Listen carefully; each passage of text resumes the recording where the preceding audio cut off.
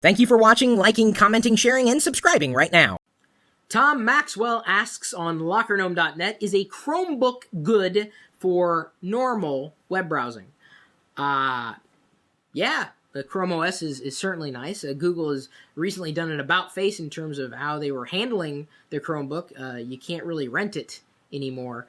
And I thought that was one of the reasons it would stand out. But apparently, people don't want that. Okay, maybe it's too soon. Maybe it'll never happen again. I don't know.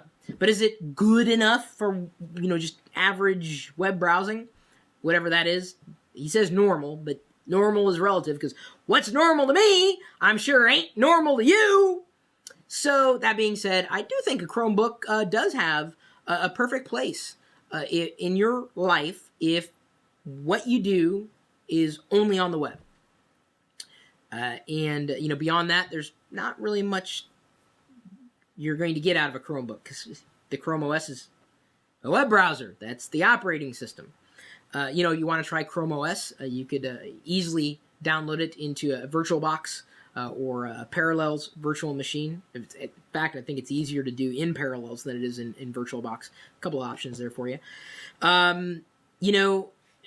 That's what most people would want to do on a notebook computer anyways, just browse the web. I know that's the way I've been. I'll be out and about and just need to get on the web for one reason or another. Check email, check a social network, get on the web, check an app.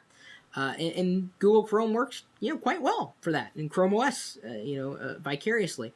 Is a Chrome good enough? Yes. From what I know. I've never had a Chromebook, never spent any money on a Chromebook, don't know if I would spend money or that much money on a Chromebook. I think a Chromebook, for me to really recommend it wholesale, it has to be halved in price. It's like $400, $300, $400. I think maybe $100, $200, and beyond that. I mean, you can get a brand new, granted it can't do everything, it doesn't have a built-in keyboard, but you can get a Kindle Fire for $200. And that's got a web browser built in. That's a full-featured, normal web browsing for $200. So, and it's portable, and it's touchscreen, and it's backed by a big brand, Amazon, and it's driven by a derivation of Android. So, I don't know. Chromebooks, they're too expensive. So if you want to do just normal web browsing, you may be better off buying a full-on portable or a laptop-based Windows PC, an iPad, an Android device, and get a little more out of it than you could through a Chromebook. Until, and I say this, big caveat, until Chromebooks become a lot more expensive, and they're not there. They're just not there. And so the value of it is just diminished. And if you don't believe me, look at what happened with the fire sale of the HP touchpads.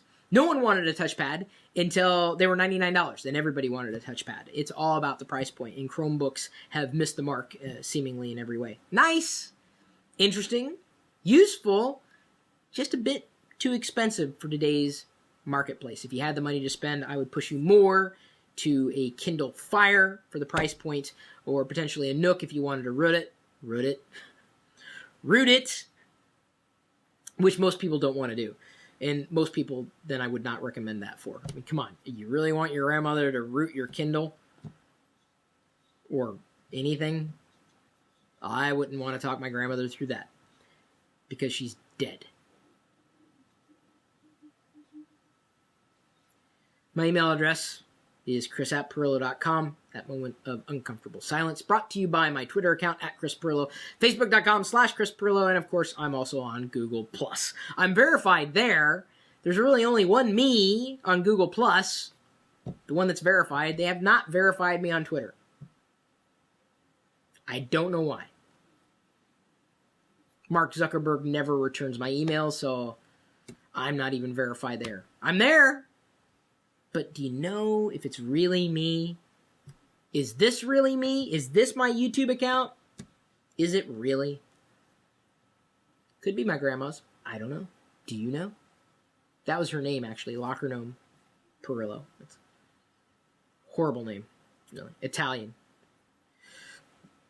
Of course, you can the chat room. Geeking.